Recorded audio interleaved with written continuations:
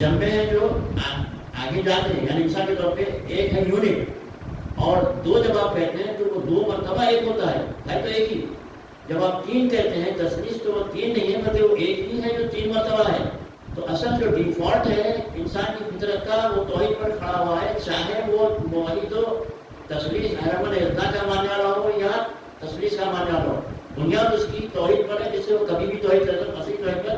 واپس آ سکتا ہے. ایک ایسے موقع پر جبکہ آج 5 ربیع الاول ہے اور ایام ایسا ہم سے درد کبھی ہوتے نہیں ہیں، لیکن تاریخ کے اعتبار سے ہم سے جدائی چاہتے ہیں.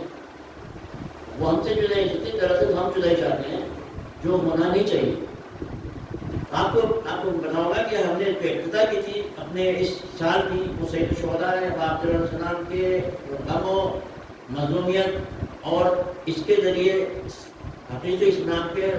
متعارف کرانے میں گزاری کی. اور جب ہمارا اختتام آ رہا ہے تو ہم دیکھتے ہیں کہ یہ اختتام سرکار امام حسن عسکری علیہ السلام کی شہادت کے بعد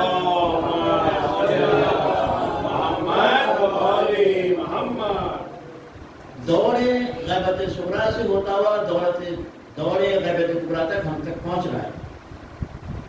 یہ ایسے ہی ہے جیسے کہ ہم نے شروع میں قرآن جب پڑھنے کے ہم بیٹھے تھے تو ہم نے کہا تھا اعوذ باللہ من الشیطان اللعین الرجیم بسم اللہ الرحمن الرحیم. ہم نے شروع کیا تھا اپنا سفر قرآن مجید کے مطالعے سے بسم اللہ کے ذریعے کہ اب اللہ رب العزت کا نام لے کر شروع کرتے ہیں جو رحمان الرحیم ہے. اور پھر آپ دیکھیں کہ پورا سورہ ہم پورے قرآن کا ایک عکس مکمل قرآن کا امپیریکل ایکسپریشن تو پورا قرآن ہے، لیکن اس کا امپیریکل نکالا جائے جو سائنس کے طالب علم جو درک کریں گے وہ پورا سورۃ الحمد ہے.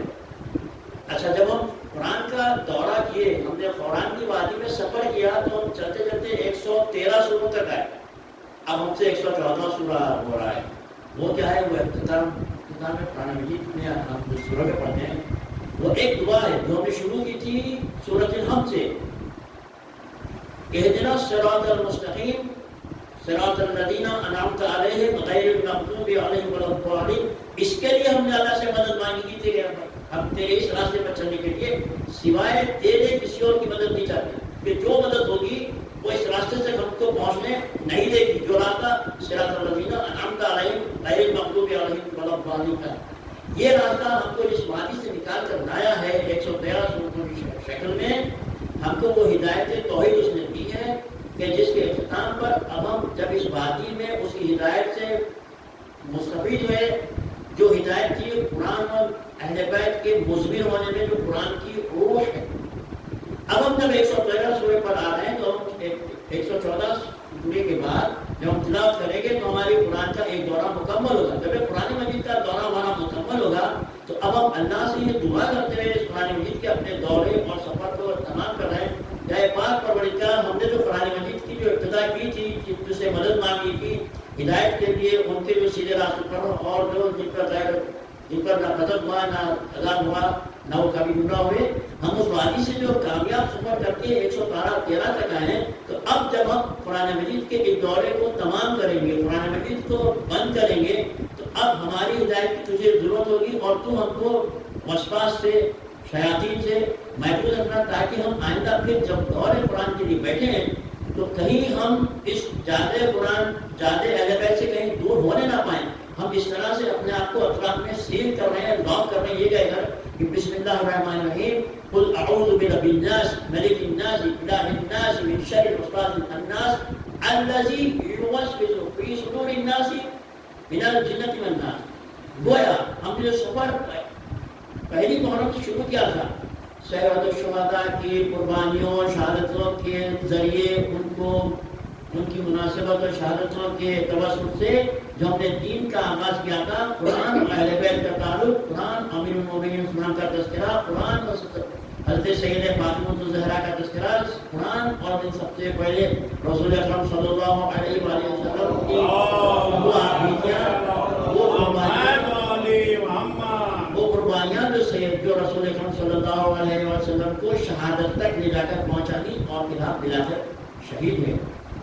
14 معصومین میں 13 معصومین شہداء ہیں جو سب سفر ہم نے یہاں سے شروع کیا تھا، اب ہم 11 غلام کی شہادت تک آئے ہیں۔ اس سفر میں ہم نے مختلف ادوار پائے ہیں، مختلف سچویشن پائے ہیں، مختلف کنڈیشن پائے ہیں۔ کبھی ہم دیکھتے ہیں کہ ایک امام انکار بیعت کرتا ہے، اس کے بعد دوسرا امام اس کو صلح کے لیے اوپر کیا جاتا ہے، وہ صلح کرتا ہے۔ تیسرا دور سماجی سیاسی تقاضوں کے مطابق قیام کے لیے دعوت دیتا ہے۔ چوتھا دور علم و اخلاق و عرفان و روحانیات کی ترویج کا موقع فراہم کرتا ہے، تو وہ علی بن حسین علیہ السلام کی صحیح کانڈا کی شکل میں، وہ محمد باقر علیہ السلام کی کلمات اور دروس میں، امام جعفر علیہ السلام کی مکمل کوششوں کا نتیجہ سفر ہمارے پاس ایسے آتا ہے کہ وہ اس کا ہمارا عرفاً نام پڑھ ہی جاتا ہے کہ ہم جعفری ہیں۔ پھر ایک اور دور ہوتا ہے کہ اگر ایک پہلے امام نے انکار بیعت کیا تھا تو ٹھیک ہے، آپ انکار بیعت کیے، ٹھیک ہے، اب ہم آپ کو ولی عہدی دیتے ہیں، ابھی تو قبول کیجیے۔ تو ایک ظاہر نظر رکھنے والا یہ کہہ سکتا ہے کہ یعنی ہم عام زبان میں کہ بھئی آپ کو کسی پر چین نہیں ہے، آپ کو خلافت آپ کو نہیں دیا، آپ نے کہا کہ آپ کو خلافت نہیں دی، جب آپ کو ولی عہدی دے رہے تھے آپ نے جب بھی نہیں کی۔ دراصل ان کو ان کے مواقع پر گہرائی اور گہرائی سے مطالعے کی ضرورت ہوگی تاکہ ہم یہ سمجھ سکیں کہ اس وقت کیا ضرورت تھی کہ ایک طبیب نے جو اہل بیت ہیں انہوں نے اس موقع پر کسی مریض کو اینٹی بایوٹک دیا ہے، یا کیا ضرورت تھی کہ اس وقت اس موقع پر اینٹی الرجن دیا ہے، یا کیا ضرورت تھی کہ اس کو سرجری کرنے کی ضرورت پڑی، یا کیا ضرورت تھی کہ اس کو ملٹی وٹامن دے کر اس کے مرض کو دور کیا جائے۔ یہ ڈفرینٹ جو سچویشنز ہیں، جو احوال ہیں، حالات ہیں، یہ ہم کو بتائیں گے کہ یہ کن مواقع پر بیعت کیوں انکار کیا گیا، کیوں صلح کی گئی، کیوں قیام کیا گیا، کیسے علم کی ترویج کے لیے دعایات کا سہارا دے گا، کیسے علم کی ترویج کے لیے اوپن اسکول رہا جس میں 4000 طلاب تھے، کیسے علم کی ترویج کے لیے کانفیڈینشیل سیکرٹ بنے تھے، کانفیڈینشیل یونٹ بنے تھے امام جعفر علیہ السلام کے، جن میں 12000 طلاب تھے، جن میں 12000 طلاب تھے، تاکہ صبح قیامت تک کے آنے والے دور میں پتہ نہیں اس کو 10,000 سال لگے، 50,000 لگے، 1,00,000 سال لگے، ہو سکتا ہے کہ غریب پر دور ہو جائے، لیکن ایک لمبی دور کی پلاننگ کے لیے پتہ چلا کہ ساری حکمت عملی اسٹریٹجی بنائی گئی تھی کہ وقت پڑے تو قیام بھی کرنا ہے، وقت پڑے تو انکار بیعت کرنا ہے، وقت پڑے تو انکار ولی عہدی بھی کرنا ہے، وقت پڑے تو کھلے علم کی ترویج کرنا ہے، وقت پڑے تو کلوز سیلس میں، جس کی بنیاد ہم دیکھتے ہیں کہ اس صدی میں کلوز سیلس پر جو کام ہو رہا تھا اپنے حالات کی مناسبت سے شہید صدر کی حزب دعویٰ نہیں کیا۔ ایسا نہیں کہ اس پر ہمارے علماء نے کام نہیں کیا ہے، اسی صدی کی بات ہے، شہید صدر کا جو کارنامہ تھا ان حالات میں پتہ چلا کہ ائمہ نے ہم کو کسی بھی حالات میں، کسی سچویشن میں ہم کو لاوارث و یتیم نہیں چھوڑا ہے۔ چنانچہ جب رسول اکرم صلی اللہ علیہ وسلم پر قرآن مجید کا نزول ہو رہا تھا، قرآن مجید نازل ہوا، اسی قرآن مجید میں اور بھی رسول اکرم صلی اللہ علیہ وسلم کی جو احادیث ہیں ان کی روشنی میں، اور پھر نہج البلاغہ میں جو ہم کو اصول و قواعد و ضوابط ملتے ہیں، ان سب میں وہ بنیادیں ہیں، وہ جڑ ہیں جو جنہیں ہم کہتے ہیں اصول فقہ۔ مثال کے طور پہ اصول فقہ کا قانون ہے اصالۃ البراء، استصحاب۔ ہم آپ دیکھتے ہیں کہ قول نمبر 274 میں نہج البلاغہ آپ کو ملے گا کہ دیکھو جب کبھی علم آ جائے تو جہل اسلام کرنا، جب یقین آ جائے تو اپنے شک پر عمل نہ کرنا۔ یہ جو قانون ہے کہ جب یقین حاصل ہو جائے تو اپنے شک پر عمل نہ کرنا، یہ دراصل اصول فقہ کے دو بنیادوں کی ایک بنیاد ہے۔ جو بنیاد ہے اصول فقہ کے اصالۃ البراء کا احتیاط اور استصحاب، ان کی اصل میں جو جڑ ہے وہ اس ایک چھوٹے سے اسی لیے کہا جاتا ہے کہ نہج البلاغہ ہے۔ اس میں پوری ایک قانون اصول فقہ کی ایک دنیا آباد ہے۔ دیکھنے کو ایک چھوٹا جملہ ہے کہ اپنا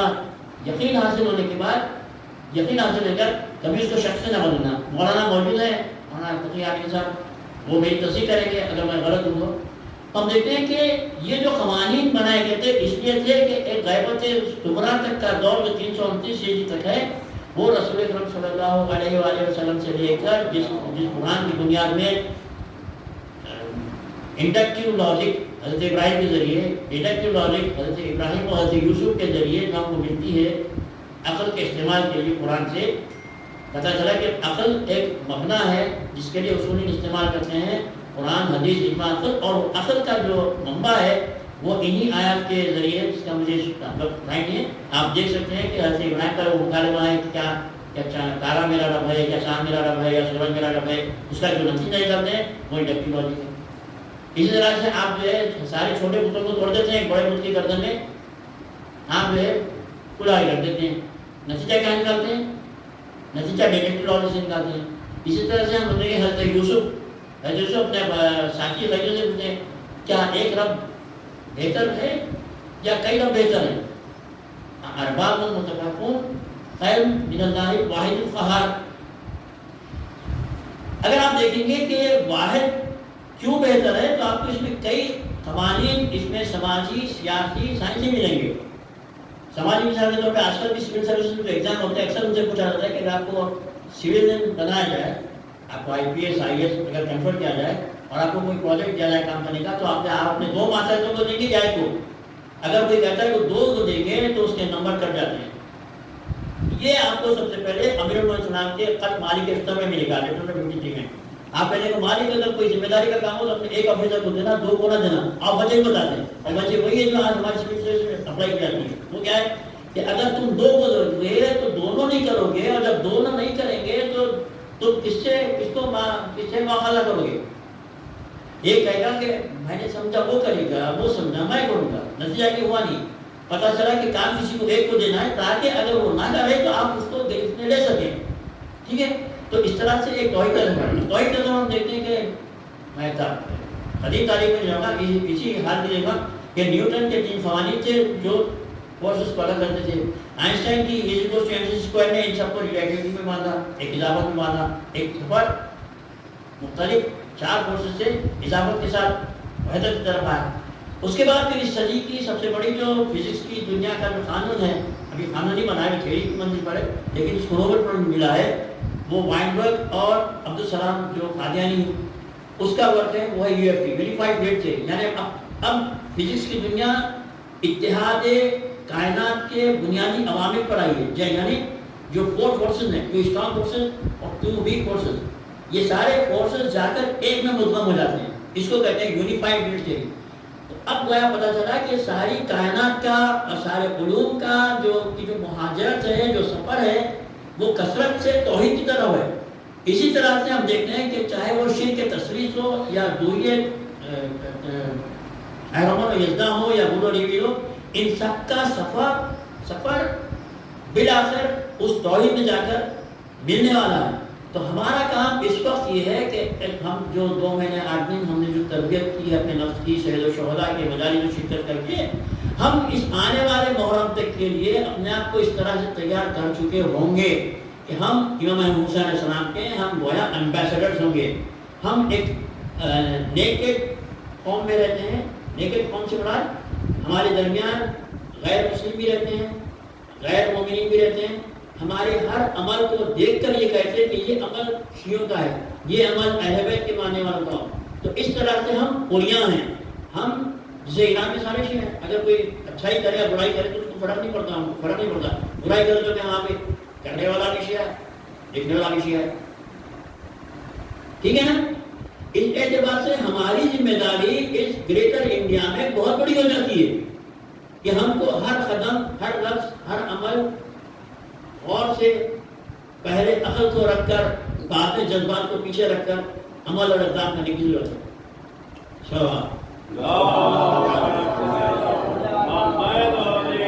نعرہ تکبیر، نعرہ تکبیر، نعرہ رسالت، نعرہ حیدری، نعرہ قطب دل شان و شوکت عزت و احترام قرآن مجید، فرقان حمید، قصیدہ امیر المومنین اور ائمہ تحریر کی تعلیمات پہ عمل کرنے کی توفیقات میں اضافہ ہونے کے لیے تہہ دل سے بلند تر سلوات۔ چنانچہ ہم دیکھتے ہیں کہ جب ہم غیبت صغریٰ کے دور سے غیبت کبریٰ کے دور میں آ رہے ہیں اور قریب ہم 8 ربیع الاول کو ہم دیکھیں گے امام حسن علیہ السلام کی شہادت کے بعد اب جو ہم اپنی زندگی گزاریں گے اس میں ہم کس حد تک صاحب زمان کے امبیسڈر بنتے ہیں، ہم کس حد تک صاحب زمان کے سفیر بنتے ہیں، یہ ہم کو خود اپنے آپ کو دیکھنا پڑے گا۔ اور اس کے 2 طریقے ہیں، ایک تعمیری اور ایک تقریبی۔ دیکھیے کبھی بھی کسی کام کے دو طریقے ہیں، تعمیری کنسٹرکٹیو اور دوسرا تقریبی ڈسٹرکٹیو۔ ڈسٹرکٹیو کیا ہے کہ میں آپ سے کہوں کہ بھائی آپ اچھے ہو جائیے، ٹھیک ہے، آپ پلٹ کے کہیں گے آپ بھی اچھے ہو جائیے، نتیجہ کیا ہوگا؟ اگر ہم 1000 سال تک بھی زندہ رہیں گے تو نہ آپ اچھے ہوں گے نہ میں اچھا ہوں، لیکن ایک تھاٹ آپ کریٹ کریں گے، جو جیسا رہتا ہے اسے رہنے دو، مجھے ٹھیک ہونا ہے کیونکہ مجھے اپنے ایمان اور اپنے اللہ کو جواب دینا ہے، اور میری خبر میں میرے امان آنے کسی غیر کے نہیں، جو اور کرتا ہے کرنے دیں، مجھے وہ کرنا ہے جو اللہ کو پسند ہے، تاکہ میں اپنی جگہ صحیح اور سدھر جاؤں۔ تو جب ہم یہ سوچیں گے کہ ہم مجھے اپنے آپ کو ٹھیک کرنا ہے،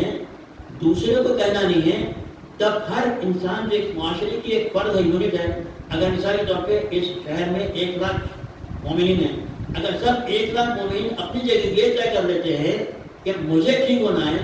تو پھر پورے 1 لاکھ ٹھیک ہو گئے۔ لیکن اس کے برخلاف اگر آپ نے کسی کا کہ تم ٹھیک ہو رہا، جیسے مثال کے طور پہ ایک عام مثال دی جاتی ہے کہ ایک شوہر اپنی بیوی سے کہتا تھا کہ تم جو ہے بیوی فاطمہ کی طرح ہو جاؤ، بیوی فاطمہ کی زوجہ کہتی تھی ٹھیک ہے تو تم میرا کی طرح ہو جاؤ۔ تو یہ اپروچ ڈسٹرکٹیو ہے، ایک کی پھلاور نہیں ہوگا، وقت گزرے گا، اگر ہماری 1000 سال 10,000 سال کی زندگی رہے گی تو پھل کچھ نہیں ملے گا، پھل اس ایک لمحے میں ملے گا جب ہم یہ کہیں گے کہ مجھے علی جیسا ہونا ہے، میری بیوی چاہے جو بھی ہے، کیونکہ میرے اعمال اس کی قوم میں آنے والی نہیں ہے، اس کے اعمال میری قوم میں آنے والی نہیں ہے، وہ جہاں جاتی ہے جائے مجھے کریکٹ ہونا ہے۔ یہ جب ہمارے میں ہر فرد میں فکر آئے گی تو پھر ہم ممکن ہے کہ صاحب زمان کی لشکر میں ہم شامل ہو سکیں، ٹھیک ہے۔ تو یہ میرا میسیج تھا کہ اب ہم محرم ختم ہو رہا ہے، اب ہم غیبت صغریٰ کے دور میں جانے والے ہیں، تو ہم اسی طرح سے کہیں گے کہ اے ابا عبداللہ حسین علیہ السلام، ہم نے جس طرح سورۃ الحمد کے بعد اس کا اختتام کیا تھا، بولو بسم اللہ الرحمن الرحیم، قل اعوذ برب الناس ملک الناس الہ الناس من شر الوسواس الخناس الذی یوسوس فی صدور الناس من الجنۃ والناس۔ یہ جو میں اختتام کیا تھا تو اے سید الشہداء، جو ہم نے آغاز آپ کے نام سے کیا تھا، اب ہم آپ کا دامن چھوڑیں گے نہیں۔ آپ ہم کو جیسے قرآن مجید کے اختتام پر آئندہ قرآن مجید کے مطالعے تک ہم نے دعا کی تھی اللہ سے کہ ہم کو شیطان سے دور اور اپنے حفظ و امان میں رکھ، ہدایت کے پرتوں میں، اسی طرح سے اے سید الشہداء آپ بھی اب ہم کو تنہا نہ چھوڑیں، آپ ہم سے تاریخ کے اعتبار سے جدا ہو رہے ہیں، فکر و عمل و روح و معانی کے اعتبار سے ہم آپ کے ساتھ ہیں، آپ کی تابعداری میں ہیں، آپ ہمارا دامن کبھی نہ چھوڑیں، آپ ہمارے دامن کو ہمیشہ مدد کرتے رہیں، ہم آپ سے وابستہ رہیں گے، ہم آپ کا دامن تھامیں گے، کیونکہ اسی دامن کے تھامنے میں ہماری نجات ہے کہ ہم پھر آئندہ محرم تک اب ہم جس منزل پہ اخلاق و ہنر اور علم اور روحانیت کے منزل پہ پہنچے تھے، کوشش یہ ہونی چاہیے کہ آئندہ سال جب محرم آئے گا تو ہم اس منزل سے ایک اور درجہ آگے بڑھیں گے، نہ یہ کہ ہم اس طرح رہیں گے کہ بچپن سے ہم کے جی میں تھے تو کیا ہم کے جی میں رہتے ہیں۔ ہمیں ارتقا ہونا چاہیے، ہر آنے والا دن پچھلے دن سے بہتر ہو، ہر آنے والا رمضان پچھلے رمضان سے ہماری بہتر ہو، ہر آنے والا محرم ہمارے پچھلے محرم سے بہتر ہم کو مومن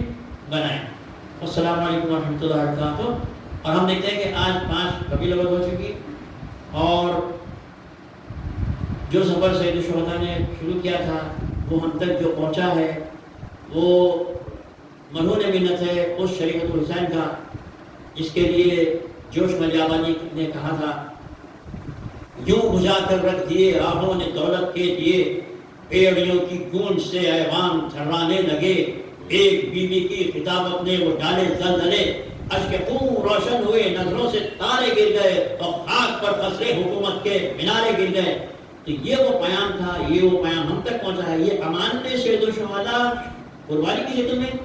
یہ امانت سیدہ زینب ہمارے درمیان ان کے مشن کو چلانے کے لیے خدا را اس اتنے مقدس سفر کو، اتنے مقدس کارہائے شہادتوں کو نہ ہم کو رائے گاہ جانے دینا ہے، نہ ان کی ہتک کرنا ہے، نہ ان کی کوئی ایسا عمل کرنا ہے کہ جن سے ان پر ہمارے عمل کی طرف سے ان پر حق پائے۔ یہ میرا پیام آپ حضرات کو ہے اس اختتام کی منزل میں۔ اور دیکھیں کہ سیدہ زینب سلام علیہ کی جو شہادتیں ہیں وہ شہادتیں ایک شہادت نہیں ہے، آپ کی ہر موقع ہر منزل پر شہادت ہے۔ وہ شہادتیں جب مدینہ میں جا کر پڑھی ہیں تو آپ نے اپنی والد ماجدہ کے مزار پر آپ نے جو مرثیہ پڑھا ہے، آپ نے جو اپنے نانا کے مزار پہ جا کر جو شکوہ اور جو حالات بینی تھی ان کو آپ نے واضح کیا ہے، وہ ایک مومن کے دل کو نرم کرنے، پگھلانے، اس کے آنکھوں سے آنسو رواں کرنے کے لیے اس طرح کافی ہے جیسے کہ شہید و شہداء کے مسائل کے لیے بڑی بڑی روایات اور پڑھنے کی ضرورت نہیں ہے، صرف احساس کی دنیا ہے۔ مثال کے طور پر اقبال زندگی بھر عاشور کے دن صرف میر انیس کا ایک مصرع پڑھتے تھے۔ اقبال کی زندگی نامے میں آپ کو ملے گا کہ ان کے بیٹے اور ان کا جو نوکر ہے غلام، وہ جو کام کرتا تھا گھر پر، ان کا کہنا ہے کہ اقبال زندگی میں جتنے ہم نے ان کے عاشور دیکھے وہ اپنے ورانڈے میں سفید پوشاک پہنتے تھے، گردن پہ ان کا مفلر رہتا تھا، اور صبح سے صبح عاشور سے وقت عصر تک اقبال کا صرف ایک مصرع میرانی سے رہتا تھا، وہ ایک مصرع ہی بس مرثیہ ہے، وہ ایک مرثیہ ہی کافی ہے۔ سید الشہداء ایک ایسی احساس کی دنیا ہے کہ صرف حسین کہنے تو رونا آتا ہے، ٹھیک ہے؟ تو اقبال کا مصرع تھا، کیونکہ اقبال وہ مصرع جو میرانی سے پڑھتے تھے صرف وہ یہ تھا کہ آج شبیر کی کیا حال، یہ ہے سید الشہداء کے احساس کی دنیا، یہ سید الشہداء کے احساس کی دنیا و کائنات، جس کو میر انیس نے اپنے اس ایک مصرع میں ایسے مانا کہ جو اقبال کی ساری زندگی کے لیے رلانے کے لیے کافی رہا۔ آپ کبھی تنہائی میں کمرہ اپنا بند کیجئے، ٹیلی فون آف کیجئے، صرف جتنی دیر ہو سکتا ہے،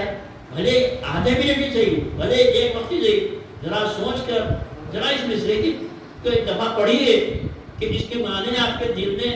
کہاں تک اثر کرتے ہیں۔ اگر نہ کریں تو ہمارا نام بدل دیجیے۔ وہ یہ ہے مصرع اقبال کا، پھر آپ سے میں ریپیٹ کروں، آج شبیر پہ کیا تنہائی ہے،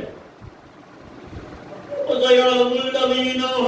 ظَلَمُوا أَيَّ مُنْقَلَبٍ يَنْقَلِبُونَ بِكَ يَا اللَّهُ بِكَ يَا مُحَمَّدُ بِكَ يَا عَلِي بِكَ يَا فاطمة بِكَ يَا حسن بِكَ يَا حسين بن عبد الله حسين سيد الشهداء وأبناء التسعة المعصومين من ذرية الحسين عليه السلام۔ اے اللہ، اے پاک پروردگار، ہمارے ذکر خلیل کو قبول اور ہمیں آپس میں اتحاد، یگانگت، ایک دوسرے کو برداشت کرنے کی، ٹالریٹ کرنے کی، نااتفاقی کو دور کر کے اپنے سے سب کے ریلیشن مضبوط بنانے کی، اللہ کے لیے، اہل بیت کے لیے، قرآن کے لیے، شہداء کربلا کے لیے توفیق عنایت فرما۔ اللہم صلی علی محمد وعلی محمد وعلی محمد۔ اور یہ اتحاد کی دعوت تمام مسلمین اور تمام وہ انسان جس کے لیے سورہ تحریم کی 8ویں آیت کہتی ہے، 60ویں سورہ کی 8ویں آیت کہ دیکھو اللہ تو حکم دیتا ہے کہ تمہارے جو غیر قوم کے لوگ ہیں تم ان سے بھی اچھے رہو۔ خدا تو جہاد کا حکم صرف ان کو دیتا ہے جو تم کو اللہ سے جنگ کرتے ہیں اور جو تم کو تمہارے گھروں سے نکالتے ہیں۔ تو ہمارے پڑوس میں جو غیر مسلم ہنود مختلف ادیان کے لوگ رہتے ہیں، ہم کو ان کے ساتھ بھی انتہائی بااخلاق رہنا ہے، ان کے ساتھ انصاف برتنا ہے، ان کے ساتھ ہم کو اچھی زندگانی بسر کرنا ہے۔ والسلام علیکم ورحمۃ اللہ وبرکاتہ۔ بسم اللہ الرحمن الرحیم۔ اللہم کن ولیک